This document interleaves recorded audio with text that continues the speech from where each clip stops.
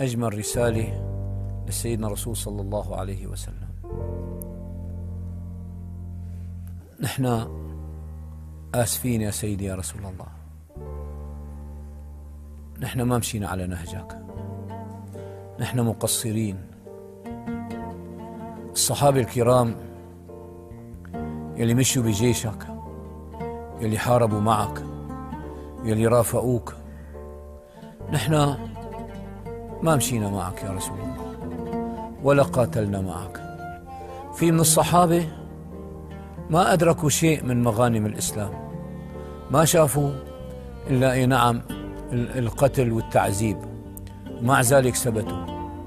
طيب نحن بالنسبة لنا وصلنا الإسلام على طبق من ذهب. طيب وين الإسلام فينا؟ مساجدنا الحمد لله عامرة مليئة، الموضآت، الإضاءة، التدفئة، التبريد، كل شيء جاهز فيها. طيب نحن ليش ما لنا جاهزين؟ نحن ليش مقصرين؟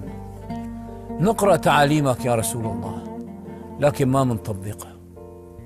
نحن منحب النبي عليه الصلاة والسلام، محبتنا لسيدنا الرسول صلى الله عليه وسلم كبيرة، لكن محبة عاطفية.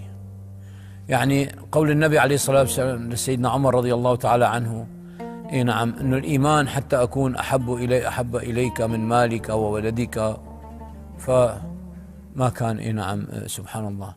لما قال له الآن، قال الآن يا عمر. نحن